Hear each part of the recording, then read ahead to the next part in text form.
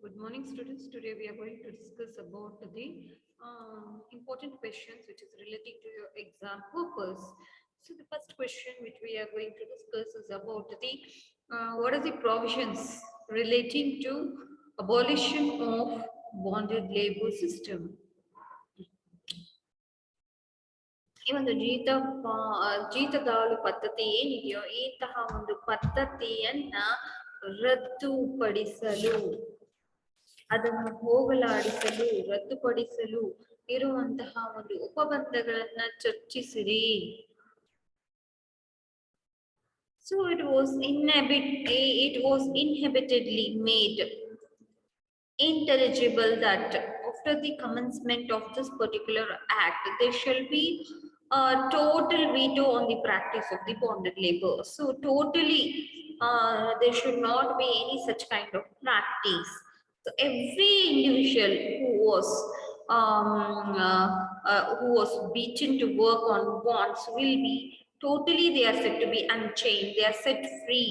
So this act also guarantees to fortify the virtue and also the rights of the workers, not to be forced them to do the bonded laborism. So here section 4 and 5 of this act talks about the same. It is very clear about this particular thing.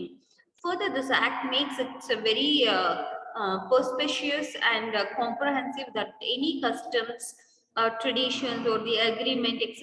which is based on which a person or a dependent was made to work as a bonded labor, who shall be held nullified. They are said to be lapsed. So here the first thing is extinguishment of liability to repay the bonded debt.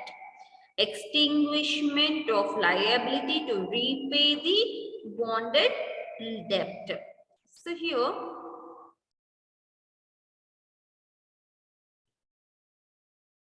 after the commencement of this particular act,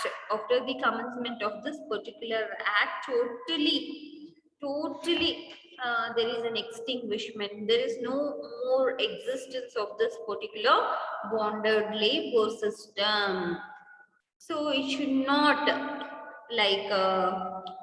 it should no more exist. So it is said to be the extinguishment of liability to repay the bonded debt.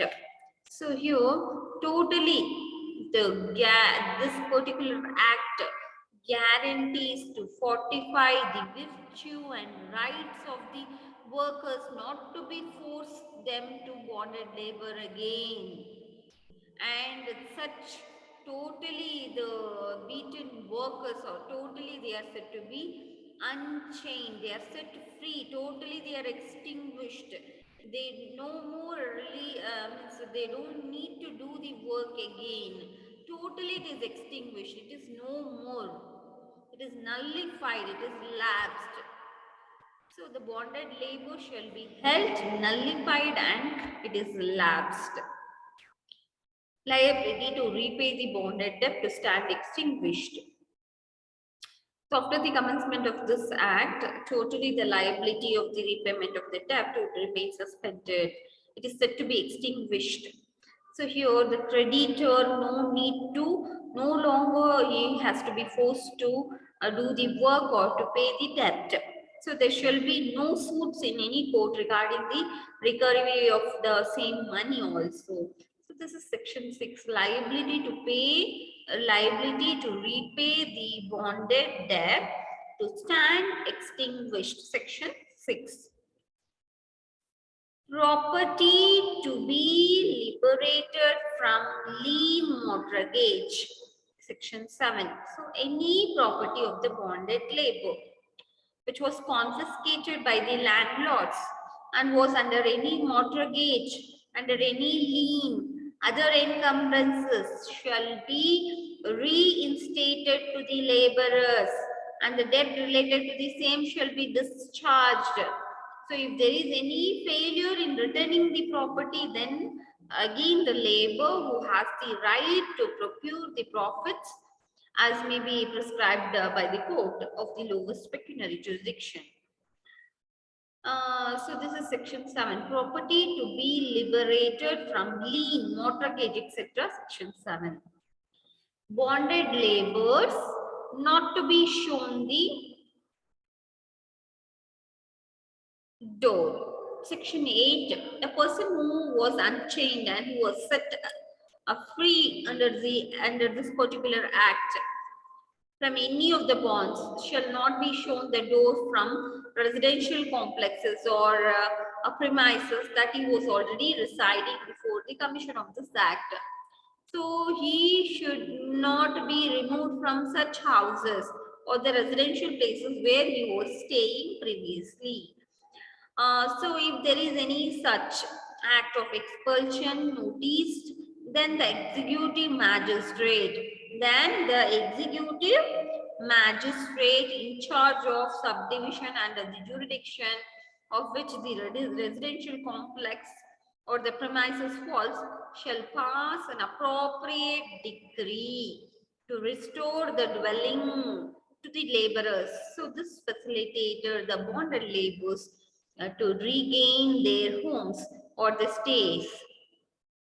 So this is section 8. The bonded laborers not to be shown their doors. They cannot be removed from the residential places where they were already residing. Creditors not to accept the payment against the extinguished debt. Section 9. Creditors not to accept payment against the extinguished debt. Section 9. So here the creditor by virtue of law is precluded from accepting the payments against any bonded debt, so which has been withdrawn through this act. If such an act was committed, then the creditor shall be punished with imprisonment, maybe for 3 years, and also the fine. So in addition to this, the creditor shall have to submit the payments collected, and this would subsequently be paid back to the bonded labor. So these are the certain sections whereby there are certain implementing authorities. Under section 10, authorities designated for implementation. So there is a hierarchy followed in implementing the act from the state government to the officer in charge of the implementation. So here, the state government who confers the district magistrate with the powers.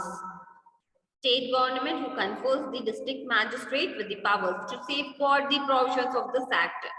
Further, the district magistrate delegates the power to an officer who will have the implementing powers at the local level. So thereby this act as a 3-tier system of implementation which enhances the efficiency of the act with the better wings of administration. So here the district magistrate who was appointed by the state government and the officer who was delegated with the powers by the district magistrate has the right to protect and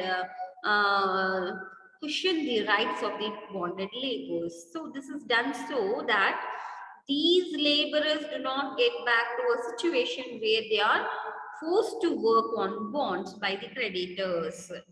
So this also includes certain welfare schemes, measures in favor of the labor class, and also developing their skills to face their accelerating world.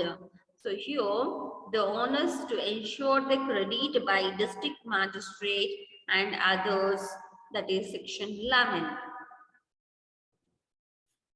So section 12, the onus of district magistrate and officers authorized. And the officers authorized, section 12. So it becomes the delegated duty of the district magistrate and the officer authorized by the district magistrate to check on whether after the commencement of this act, was there any act of the bonded labor which is said to be committed anywhere within their local jurisdiction. So if there is a commission of any such post or the bonded labor, then the respective officer shall take an appropriate action to veto such an act and also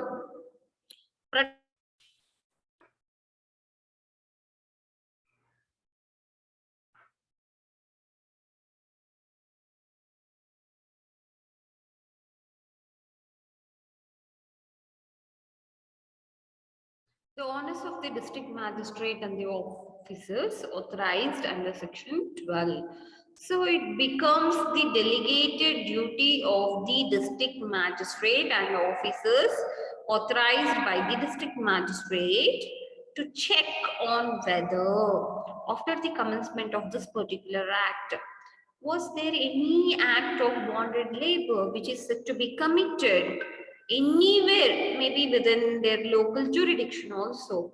So, if there is a commission of any such forced or a bonded labor, then the respective officer who shall take the appropriate action to veto such an act and also to protect the rights and also the dignity of the bonded laborers.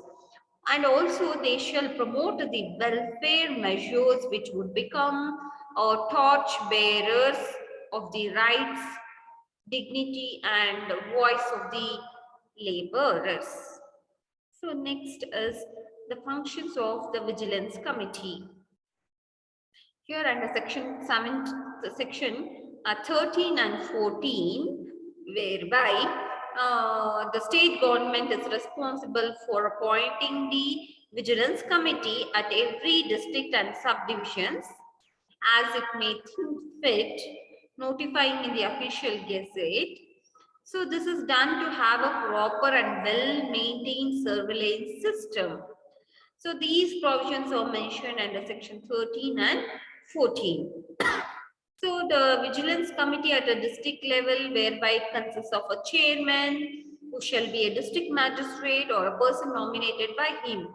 So there shall be 3 members duly belonging to scheduled castes or scheduled tribes to mark the representation of these peers. 2 social workers of the district, not more than 3 members who are representing an official or non-official agency relating to rural development, and a person making a representation of a financial institution of the district, or the other members constituting the committee here. So here at the subdivision level, again, at the subdivisional level, the magistrate or the person who is said to be nominated by him. So the 3 members duly belonging to the scheduled caste or scheduled tribes, 2 social workers, not more than 3 members representing an official or non-official agency relating to the rural development nominated by the district magistrate, a person making representation of a financial institution of the subdivision, an officer mentioned under section 10, or the other members constituting the committees. So here the district and subdivisional magistrate shall provide the vigilance committee with the procedural and other assistance. So the entire procedure of the vigilance committee cannot be held nullified here merely because there is any default in their constitution. So here burden of proof section 15. So when there arises a question of debt claimed by a bonded labor, then the burden of proof will lie on the creditor to prove that the debt is not a bonded debt. So whatever the offences which is being done, the offences and the procedure for the trial. So the punishment for the enforcement of bonded labor, which is prescribed in section 16. Punishment for enforcement of bonded labor, section 16. The deterrence and the reformation are the 2 pillars of the justice system of India, which prevents an individual from committing the further crimes. These pillars were used to strengthen this act to here if any person after the commencement of this act coerces any other person to render bonded labor, who shall be punishable with the imprisonment for 3 years and also with a fine of rupees 2,000 rupees. So there would be a punishment for advancement of the bonded debt, that is section 17. So if any person advances any bonded debt after the commencement of this act, so shall be punished with imprisonment up to 3 years and a fine of rupees 2,000. So this depicts the advancement of bonded debt to be an offence which is punishable under this act. So thereby it prevents any creditor from the advancement of the bonded debt. Extracting bonded labor and also the punishment, section 18. So if any person imposes by virtue of any culture, tradition, imposes any bonded or any other forced labor on any person, he shall be punished according to this act. So the punishment would be extended to the imprisonment for 1 year and a fine of 1,000 rupees. So the bonded labor will be paid from this extracted fine, that is ₹5 per day. So the punishment for omission or failure to restore the possession of the property to the bonded labor, section 19. So after the commencement of this particular act, all the property which was kept on bonds were to be given back to its original owner. If the person who is required to restore a property who fails to do so, he shall be punished with an imprisonment extending to a year or with a fine of ₹1,000 or with both. So this restoration shall be done within 30 days and the actual owner is given a sum from this recovered amount charging ₹5 per day. So the abatement of an offence punishable, section 20. Abatement of offence in layman's language means instigating any offence. Here, if any person instigates an offence, shall be punished with the effect of an abated crime. This is done irrespective of whether the instigated crime is committed or not. So, offence to be tried by the executive magistrate, section 21. So here the executive magistrate is conferred with the powers of a judicial magistrate of first or second class as per the case by the state government. So these executive magistrates with the conferred powers of judicial magistrate will conduct the trial accordingly. So the cognizance of the offence, section 22. So every offence which is included under this particular act can be issued with a bail, that is an offence covered here are said to be bailable, and also an investigation officer can arrest the offender without a warrant also. The offences covered here are thereby categorized as a cognizable offences. So these are the certain things whereby the provisions of the bonded labor system. So there are certain miscellaneous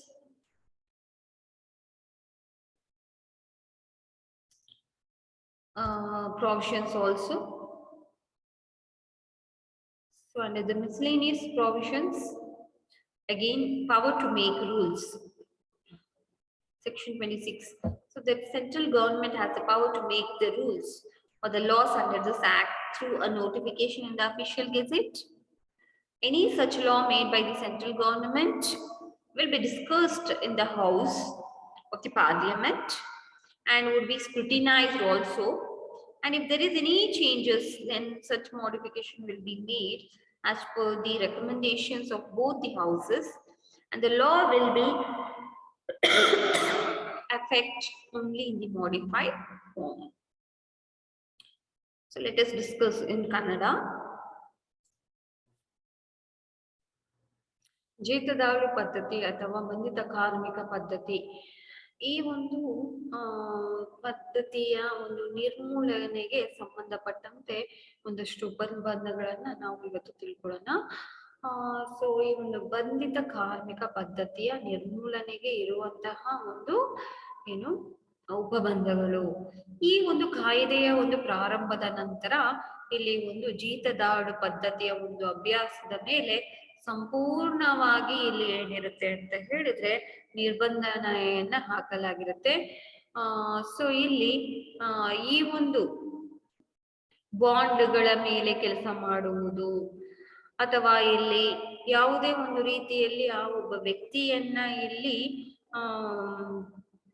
ಬಂಧನೆಗೆ ಒಳಪಡಿಸುವಂತಹ ರೀತಿಯಲ್ಲಿ ಅವನನ್ನ ಈ ಒಂದು ಬಂಧಿತ ಕಾರ್ಮಿಕ ಕೆಲಸಕ್ಕಾಗಿ ಅವನನ್ನ ಒಳಪಡಿಸುವುದು, ಈ ಎಲ್ಲದರಿಂದ ಅವನನ್ನ ಇಲ್ಲಿ ಈ ಒಂದು ಅಧಿನಿಯಮದ ಒಂದು ಶುರುವಾತಿನಿಂದ ಇಲ್ಲಿ ಮುಕ್ತಗೊಳಿಸಲಾಗುತ್ತದೆ.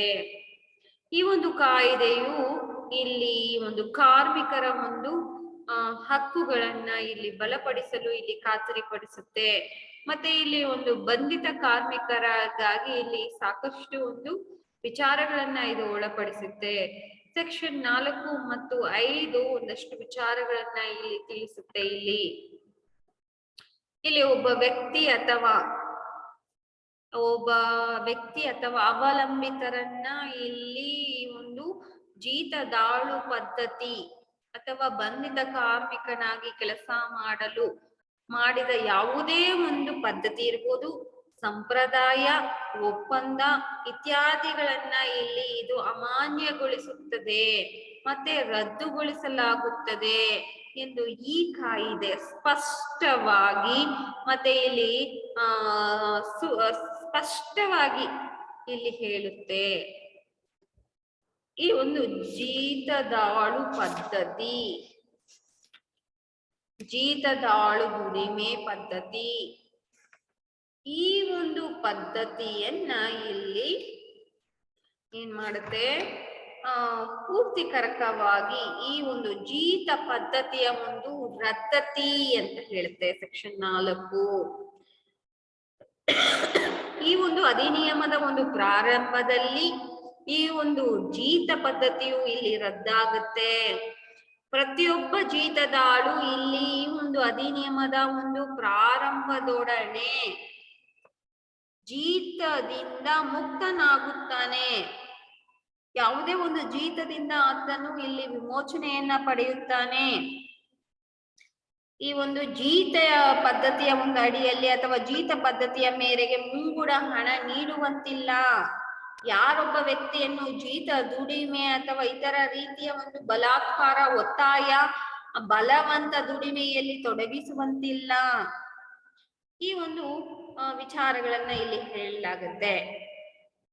ಸೆಕ್ಷನ್ 6 ಜೀತ ಪದ್ಧತಿಯಲ್ಲಿ ಮಾಡಿದ ಸಾಲ ತೀರಿಕೆ ಹೊಣೆಯನ್ನ ನಿರಸನ ಮಾಡುತ್ತೆ. ಕಲಮು 6 ಈ ಒಂದು ಅಧಿನಿಯಮದ ಪ್ರಾರಂಭವಾದಾಗ ಯಾವುದೇ ಒಂದು ಜೀತ ಸಾಲವನ್ನ ಇಲ್ಲಿ ತೀರಿಸುವ ಅಥವಾ ಅಂಶಿಕ ಸಾಲವನ್ನ ತೀರಿಕೆಯ ಒಂದು ಹೊಣೆ ಈ ಒಂದು ಜೀತದಾಳಿನ ಮೇಲೆ ಇಲ್ಲಿ ಬೀಳುವುದೇ ಇಲ್ಲ. ಅಂತಹ ಸಾಲದ ಒಂದು ತೀರಿಕೆಯ ಒಂದು ಹೊಣೆ ಈ ಒಂದು ಅಧಿನಿಯಮದ ಒಂದು ಪ್ರಾರಂಭಕ್ಕೆ ಯಾವುದಿದ್ರೂ ಸಹ ಅದು ಅಳಿಯುತ್ತದೆ, ಅದು ಇಲ್ಲದಂತೆ ಆಗುತ್ತದೆ. ಸೆಕ್ಷನ್ 6 ಅದೇ ರೀತಿಯಾಗಿ ಸೆಕ್ಷನ್ 7 ಜೀತದಾಳಿನ ಅಡಮಾನ ಅಥವಾ ಇತ್ಯಾದಿಗೆ ಒಳಗಾದ ಆಸ್ತಿಯನ್ನ ಇಲ್ಲಿ ಬಿಡಿಸತಕ್ಕದ್ದಾಗಿರುತ್ತೆ. ಈ ಒಂದು ಜೀತದಾಳಿನಲ್ಲಿ ಒಂದು ಅವಶದಲ್ಲಿ ಎಲ್ಲಾ ಆಸ್ತಿಯು ಇಲ್ಲಿ ಈ ಒಂದು ಅಧಿನಿಯಮದ ಒಂದು ನಿಕಟ ಪೂರ್ವದಲ್ಲಿ ಅಡಮಾನ, ಋಣಭಾರ, ಧಾರಣಾಧಿಕಾರ ಅಥವಾ ಇತರ ಯಾವುದೇ ಒಂದು ಪೂರ್ವಾದಿಗಳಿಗೆ ಇಲ್ಲಿ ಜೀತ ಸಾಲದ ಒಂದು ಸಂದರ್ಭದಲ್ಲಿ ಒಳಪಟ್ಟಿದ್ದರೆ ಅಂತಹ ಎಲ್ಲಾ ಸಂದರ್ಭಗಳಲ್ಲಿ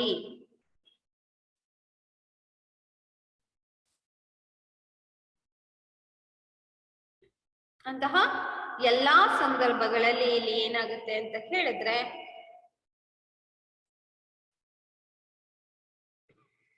ಅಂತಹ ಎಲ್ಲಾ ಸಂದರ್ಭದಲ್ಲಿಯೂ ಇಲ್ಲಿ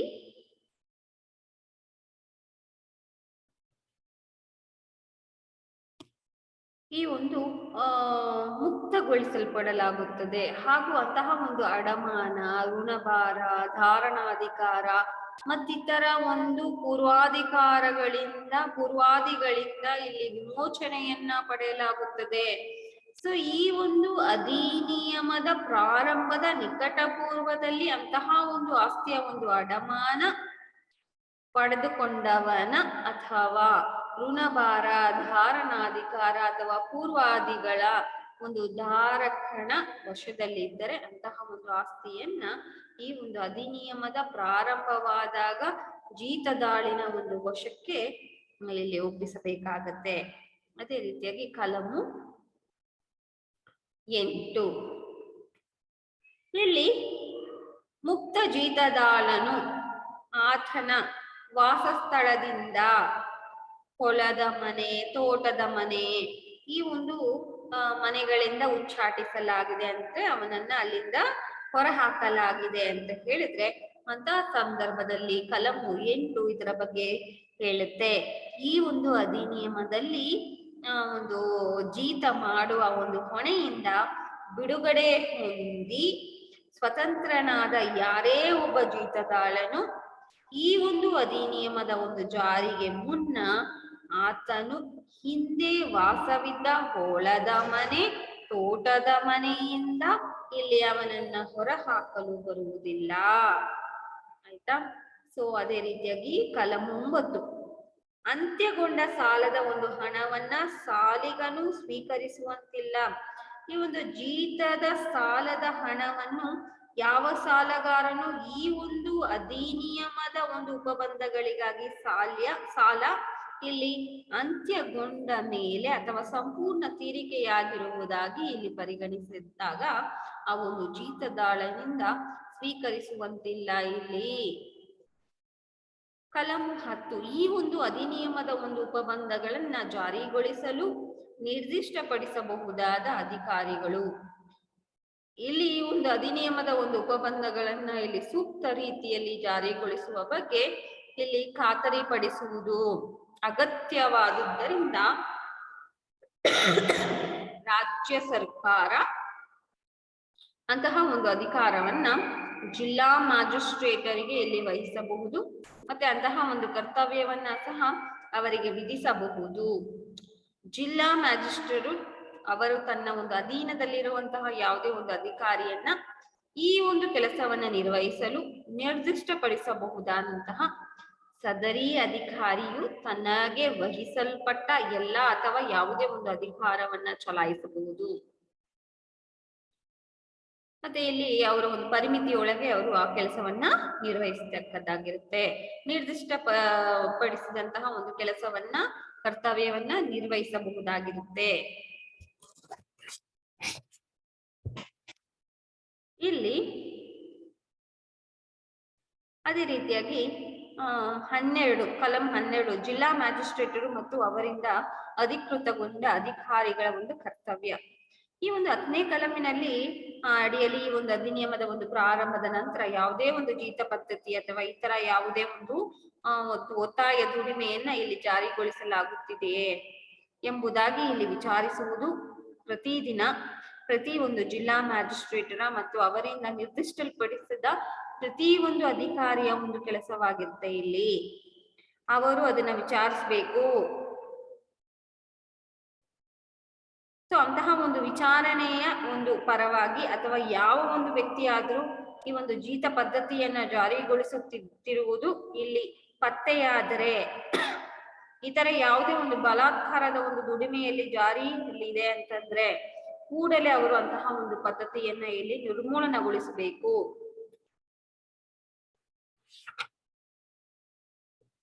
ಇಲ್ಲಿ 16 ಕಲಂ 16 ಜೀತ ದುಡಿಮೆಯನ್ನ ಜಾರಿಗೊಳಿಸಿದ ಒಂದು ಅಪರಾಧಕ್ಕೆ ಇಲ್ಲಿ ಶಿಕ್ಷೆ.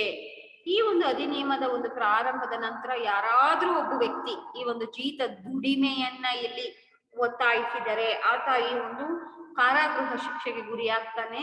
ಶಿಕ್ಷೆಯ ಒಂದು ಅವಧಿ 3 ವರ್ಷಗಳಿಗೆ ಇಲ್ಲಿ ವಿಸ್ತರಿಸಬಹುದಾಗಿರುತ್ತೆ, ವಿಸ್ತರಣೆಯಾಗಬಹುದು. ಜೊತೆಗೆ 2,000 ರೂಪಾಯಿಗಳವರೆಗೆ ಇಲ್ಲಿ ವಿಸ್ತರಿಸಬಹುದಾದಂತಹ ಒಂದು ದಂಡವನ್ನ ಇಲ್ಲಿ ನೀಡಲಾಗುತ್ತೆ. ಅದೇ ರೀತಿಯಾಗಿ ಇಲ್ಲಿ ಕಲಂ 17 ಈ ಒಂದು ಜೀತ ಸಾಲದ ಮುಂಗಡ ಹಣದ ಒಂದು ಪಾವತಿಗೆ ಶಿಕ್ಷೆ. ಇಲ್ಲಿ ಈ ಒಂದು ಅಧಿನಿಯಮದ ಒಂದು ಪ್ರಾರಂಭದ ನಂತರ ಈ ಒಂದು ಜೀತ ಸಾಲಕ್ಕೆಂದು ಮುಂಗಡ ಹಣ ನೀಡಿದರೆ ಆತನಿಗೆ 3 ವರ್ಷಗಳವರೆಗೆ ಇಲ್ಲಿ ವಿಸ್ತರಿಸಬಹುದಾದಂತಹ ಕಾರಾಗೃಹ ಶಿಕ್ಷೆಯಾಗುತ್ತದೆ. ಜೊತೆಗೆ 2,000 ರೂಪಾಯಿಗಳವರೆಗೆ ವಿಸ್ತರಿಸಬಹುದಾದಂತಹ ಒಂದು ದಂಡ. ಮತ್ತೆ ಈ ಒಂದು ಜೀತ ಪದ್ಧತಿಯ ಅಡಿಯಲ್ಲಿ ಜೀತ ದುಡಿಮೆಯಲ್ಲಿ ತೊಡಗಿಸುವ ಅಪರಾಧಕ್ಕೆ ಇಲ್ಲಿ ಶಿಕ್ಷೆ 18 ಕಲಮು. ಇಲ್ಲಿ ಯಾರೇ ಒಬ್ಬ ಈ ಒಂದು ಅಧಿನಿಯಮದ ಪ್ರಾರಂಭದ ನಂತರ ಯಾರಾದ್ರೂ ಒಂದು ಪದ್ಧತಿ, ಪರಂಪರೆ, ಒಪ್ಪಂದ, ಕರಾರು ಅಥವಾ ಇತರ ಒಂದು ಲಿಖಿತ ಪತ್ರವನ್ನ ಇಲ್ಲಿ ಜಾರಿಗೊಳಿಸಿ ಅದರ ಒಂದು ಆಧಾರದ ಮೇಲೆ ಯಾರಾದ್ರೂ ಒಬ್ಬ ವ್ಯಕ್ತಿಯನ್ನ ಅಥವಾ ಆತನ ಒಂದು ಕುಟುಂಬದ ಸದಸ್ಯರನ್ನು ಅಥವಾ ಆತನ ಒಂದು ಆಶ್ರಿತನನ್ನು ಜೀತ ಪದ್ಧತಿಯ ಒಂದು ಅಡಿಯಲ್ಲಿ ಸೇವೆ ಸಲ್ಲಿಸುವಂತೆ ಅಗತ್ಯಪಡಿಸಿದರೆ ಅಂತಹವರು ಇಲ್ಲಿ ಕಾರಾಗೃಹ ಶಿಕ್ಷೆಗೆ ಇಲ್ಲಿ ಗುರಿಯಾಗ್ತಾರೆ. ಇಲ್ಲಿ 2,000 ರೂಪಾಯಿಗಳವರೆಗೆ ವಿಸ್ತರಿಸಬಹುದಾದ ದಂಡ ವಸೂಲಾದರೆ ಜೀತ ದಾಳಿಗೆ ದಿನಕ್ಕೊಂದಕ್ಕೆ ಇಲ್ಲಿ ಪರಿಗಣಿಸುವಂತಹ ರೀತಿಯಲ್ಲಿ 5 ರೂಪಾಯಿಗಳಂತೆ ಜೀತ ದುಡಿಮೆಯನ್ನ ಇಲ್ಲಿ ದುಡಿಸಿಕೊಂಡಷ್ಟು ದಿನಗಳವರೆಗೆ ಲೆಕ್ಕ ಹಾಕಿ ಜೀತ ದಾಳಿಗೆ ಇಲ್ಲಿ ಸಂದಾಯ ಕೊಡಬೇಕಾಗತ್ತೆ. ಅದೇ ರೀತಿಯಾಗಿ 19 ಕಲಮು ಜೀತ ದಾಳಿಗೆ ಆಸ್ತಿಯನ್ನ ಮರಳಿ ಕೊಡಿಸದ ಒಂದು ಲೋಪಕ್ಕಾಗಿ ಅಥವಾ ವಿಫಲತೆಗಾಗಿ ಶಿಕ್ಷೆ. ಈ ಒಂದು ಅಧಿನಿಯಮದ ಒಂದು ಅಡಿಯಲ್ಲಿ ಜೀತದಾಳಿನ ಒಂದು ಸ್ವಾಧೀನಕ್ಕೆ ಆಸ್ತಿಯನ್ನ ಒಪ್ಪಿಸುವ ಹೊಣೆ ಹೊತ್ತವರು ತಮ್ಮ ಒಂದು ಹೊಣೆಗಾರಿಕೆಯನ್ನ ನಿರ್ವಹಿಸಲು ತಪ್ಪಿದ್ದರೆ ಅಥವಾ ವಿಫಲಗೊಂಡರೆ ಇಲ್ಲಿ ಶಿಕ್ಷೆಗೆ ಗುರಿಯಾಗ್ತಾರೆ.